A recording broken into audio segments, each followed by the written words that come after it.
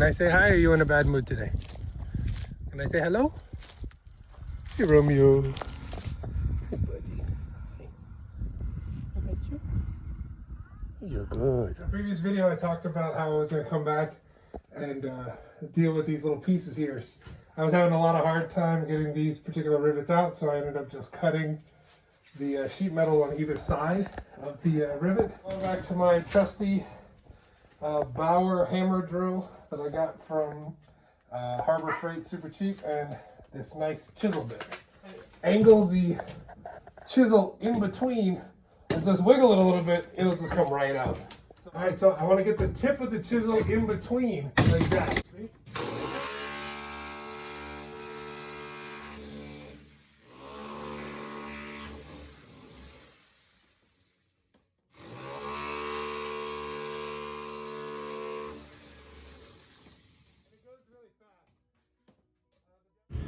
Well, a lot's happened, so I've got a lot to talk about in this video.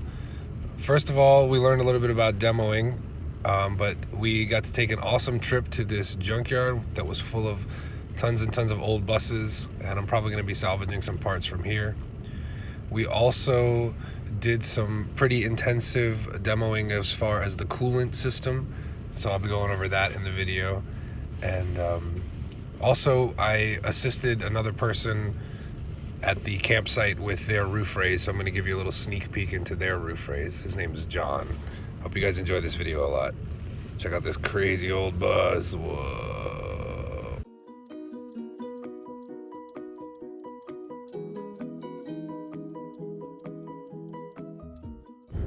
So the first thing we had to do was pull out the seat again, and this is the type of thing you need assistance with. Alright, so we're up under the bus. And this is the system that I use to quickly put the driver's seat in place. When I first took the seat out, there was some really old rusted bolts in here. You know, see how this is all corroded? So it was something like that. And it was a bear to get out. So I put these in place just to hold the chair in place until I can finalize it. Now, once I finalize it, I'm going to upgrade it with better parts, of course. So we're going to try and pull out this bolt. Getting the vice grip. And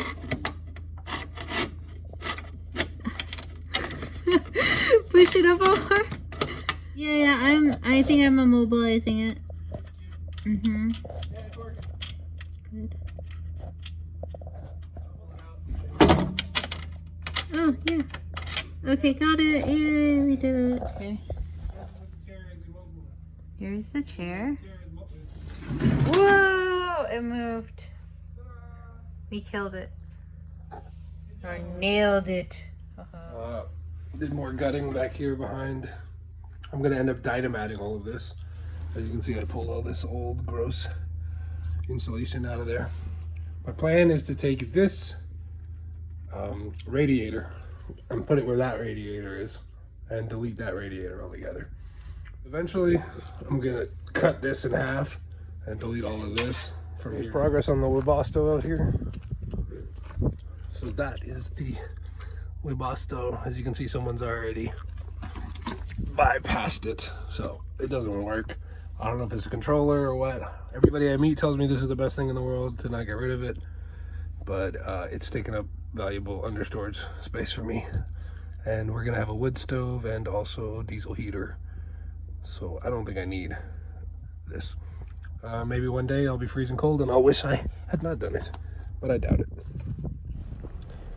So this is the Webasto coolant heater, and basically what it does is it runs coolant from the radiator back and then uses diesel fuel to heat and power the pump, which sends it all around the bus. And it was basically set up to do a sort of preheating situation where the bus could be warmed up when it was at an idle or stopped. It doesn't work anymore. It would be very useful if it did, but unfortunately it doesn't work, so we're getting rid of it.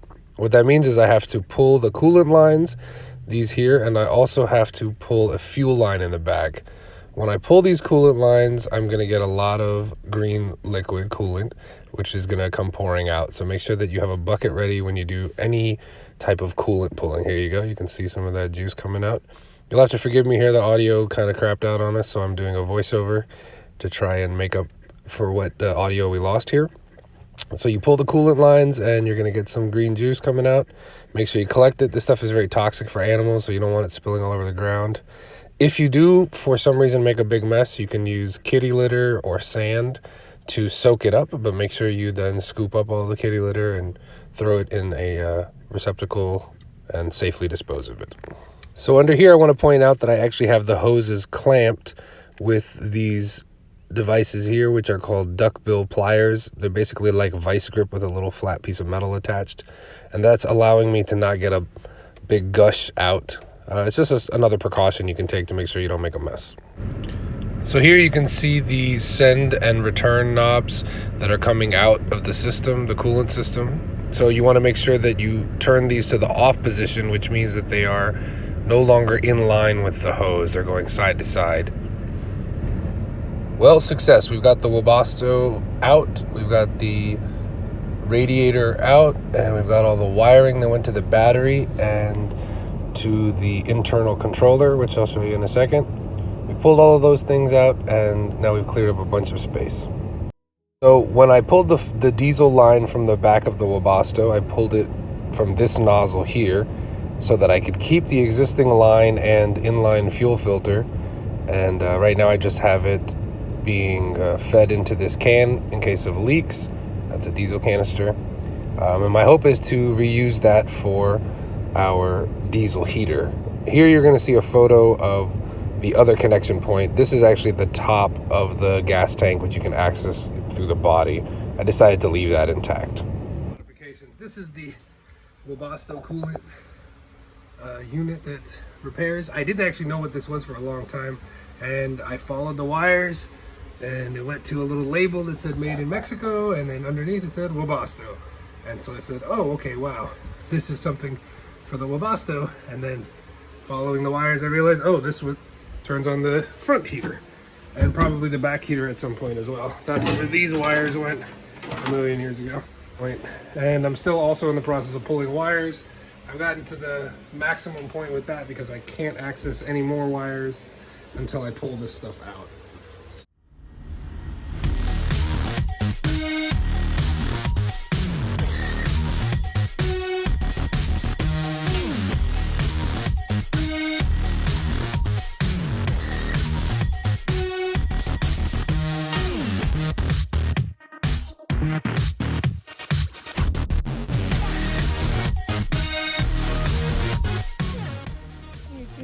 Dig out the fire pit for me.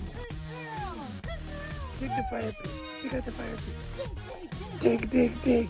Dig, dig, dig. How helpful are you?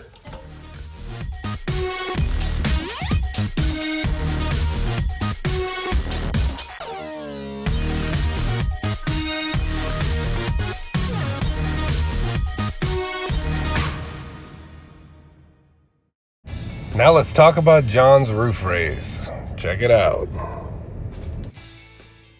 Keep them going good. And you're just using like a universal blade, or is it a metal blade? Bill was saying using like a you know, not sponsored or anything, like a Diablo. Yeah, Diablos are the fucking shit though. This one here is they're pricey, but yeah. Torch. Yeah, that's what I have. I got a box of those. And it's working okay, but I've probably already gone through maybe 4 or 5 of them. So Diablo might be the move then. Yeah. If you can afford it, yeah. Yeah. It's all right if you didn't already buy them. That's what's well.